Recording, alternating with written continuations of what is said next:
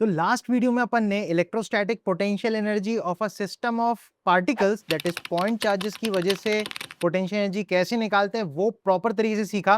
तो मेरी आपसे रिक्वेस्ट रहेगी कि इस पूरे प्लेलिस्ट को आप एक बार सीक्वेंस में देखो तो सारी चीजें आपको बहुत बढ़िया तरीके से समझ में आएंगी। इस पर्टिकुलर वीडियो में हम सीखेंगे अगर हमारे पास एक पॉइंट चार्ज क्यू दे रखा है और एक रिंग इस तरीके से दे रखी है तो इनके बीच में इनके आपस में एक पोटेंशियल एनर्जी होगी, वो कैसे निकाल सकते हैं। Potential energy due to extended body basically हम इसमें सीखने वाले हैं। तो काफी ज्यादा इंटरेस्टिंग चीज है और बहुत सारे स्टूडेंट्स में बहुत मिस्टेक करते हैं, तो आप इससे बच सकते हो। इसके लिए आपको इस वीडियो को देखना है एंड तक। तो इस वीडियो में हम काफी सारी रिंग्स के ऊपर बात करने वाले हैं, जिसमें सबसे पहला केस है कि हमारे पास एक रिंग है जिसके सेंटर पे सपोज एक क्यू नॉट चार्ज है और इस पूरी रिंग पे क्यू चार्ज यूनिफॉर्मली डिस्ट्रीब्यूटेड है। नॉन यूनिफॉर्म भी होगा तो भी दिक्कत नहीं आने वाली है, वो आपको समझ में आएगा आगे। और इस रिंग की जो रेडियस है दैट इज सपोज आर। तो हमसे जैसे क्वेश्चन पूछता है कि इस क्यू नॉट और इस कैपिटल क्यू के बीच में जो पोटेंशियल एनर्जी है वो आप बताओ कैसे हो सकती है, कैसे निकाल सकते हो।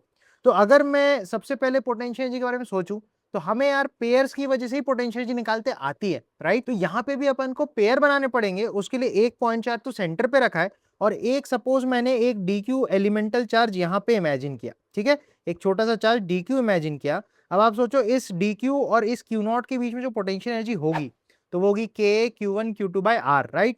तो आप लिखोगे k d q q naught upon में ये दूरी लिखोगे दैट इज आर। तो अगर मैं छोटी सी पोटेंशियल एनर्जी लिखूं डी यू तो इसको आप लिखोगे k Q naught d q divided by r. अब अगर मुझे टोटल पोटेंशियल एनर्जी निकालनी सिस्टम की तो इंटीग्रेशन करना पड़ेगा, सही बात है। अब आप सोचो जो भी डी क्यू चार्जेस आप लोगे इस रिंग के ऊपर, क्या ये सारे चार्जेस सेंटर से आर दूरी पे नहीं है। तो आपको दिखेगा कि हाँ यार सारे चार्जेस तो आर दूरी पे हैं। तो अगर मैं अब इंटीग्रेशन करूं तो K Q not bye R तो कांस्टेंट होगा और डी क्यू का इंटीग्रेशन सीधा सीधा क्यू हो जाएगा, क्योंकि सारा का सारा कैपिटल क्यू चार्ज जो है वो सेंटर से आर दूरी पे ही तो रखा हुआ है। तो हम बोलेंगे इसको इंटीग्रेट अगर आप करोगे तो potential energy of this system can be given by K Q not capital Q by R. तो पोटेंशियल एनर्जी क्योंकि एक स्केलर क्वांटिटी है तो इसमें सबसे इंपॉर्टेंट बात है चार्ज कितना है और चार्ज कितनी डिस्टेंस पे रखा है उससे मतलब है। किधर एंगल है किधर डायरेक्शन है उससे कोई लेना देना नहीं है, तो इसके बारे में बहुत ज्यादा टेंशन नहीं लेनी हमको। ये फील्ड वगैरह की कंपैरिजन में काफी इजी टॉपिक है, ठीक है। तो नेक्स्ट जो केस अब आता है उसमें हम इस रिंग के एक्सिस पे इस चार्ज को रखेंगे और फिर हम जानेंगे कि potential energy of the system कितना होगा। तो इस नेक्स्ट केस में आप देख सकते हो अगेन वो जो छोटा क्यू था उसको मैंने किसी एक्स डिस्टेंस पे एक्सिस ऑफ द रिंग पे ऑलरेडी रख दिया और जो क्यू चार्ज है वो यूनिफॉर्मली या नॉन यूनिफॉर्मली डिस्ट्रीब्यूटेड है।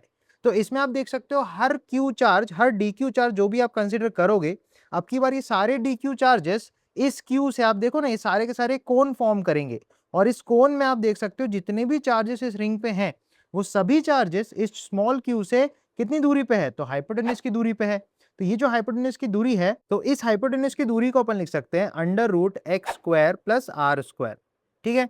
तो अब आप देखोगे कि सारे जो भी चार्जेस है बोले तो पूरा पूरा जो क्यू चार्ज है वो स्मॉल क्यू से इतनी दूरी पे ही तो है। तो अगेन पोटेंशियल एनर्जी आप उसी तरीके से लिख सकते हो।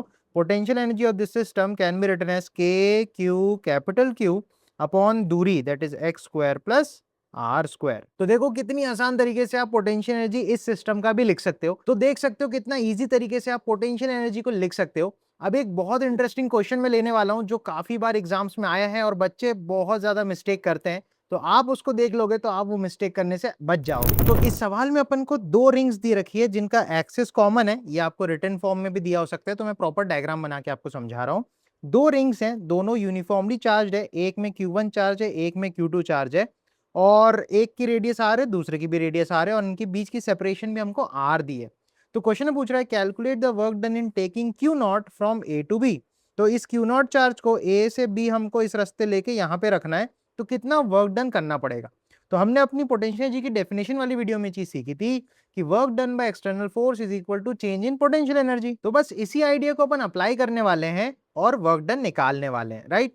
तो सबसे पहले अगर अपन पोटेंशियल एनर्जी ए पॉइंट के लिए सोचते हैं तो ए पॉइंट पे जब ये चार्ज रखा है तो इस रिंग के सेंटर पे वो रखा है तो इसकी वजह से एक पोटेंशियल एनर्जी आएगी।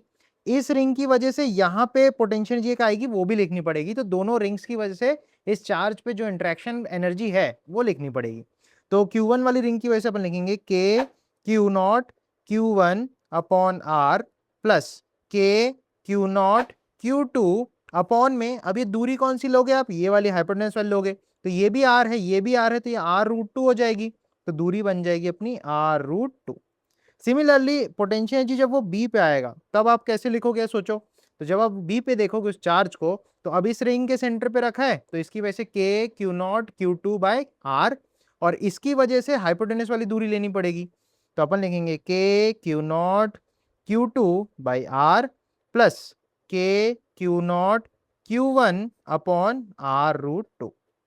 तो अगर डेल्टा यू निकालूं, that is U final U B minus U initial U A, दोनों का अगर अपन माइनस करें, तो आप देखो दोनों में के क्यू नॉट बाय आर, के क्यू नॉट बाय आर सब में कॉमन है, तो इसको बाहर निकाल लेते हैं, तो K Q naught by R अपन कॉमन निकाल लेते हैं, तो यू बी, बी में आप देखोगे Q2 बचेगा और एक में बचेगा Q1 बाय √2, तो ये बनेगा Q2 plus Q1 bye √2 minus, इसमें आप देखोगे बचेगा Q1 और बचेगा Q2 बाय √2, तो यहां बनेगा Q1 माइनस नहीं सॉरी प्लस Q2 बाय √2, तो ऐसा बन जाएगा। अब आप नोटिस करो ये मिलेगा Q2 माइनस Q2 बाय √2 और मिलेगा Q1 बाय √2 और Q1, थोड़ा सा मैं माइनस यहाँ कॉमन लेके लिख रहा हूँ, तो आप ध्यान से देखो क्या मिलेगा, K Q0 बाई आर, यहाँ बन जाएगा Q2 अगर कॉमन ले लें तो 1 माइनस 1 बाय √2 मिलेगा, सही है, और माइनस करके अगर मैं Q1 को कॉमन लूं तो मिलेगा 1 माइनस 1 बाय √2। तो आई होप ये आप समझ पा रहे होगे, इनमें आप देखोगे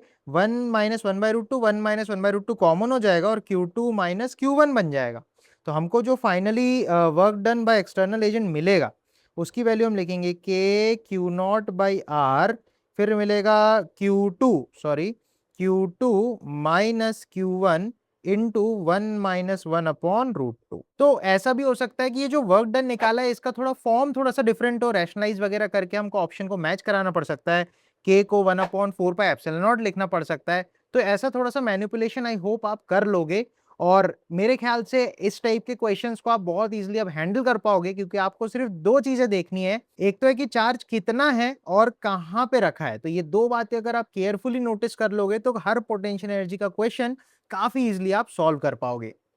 तो आई होप इस वीडियो से आपको बहुत कुछ इन्फॉर्मेटिव मिला होगा। ऐसे और इंटरेस्टिंग फैक्ट्स, कॉन्सेप्ट्स और न्यूमेरिकल सॉल्विंग के लिए फॉलो करना है एक्सप्लोर इंटरेस्टिंग को। Take care.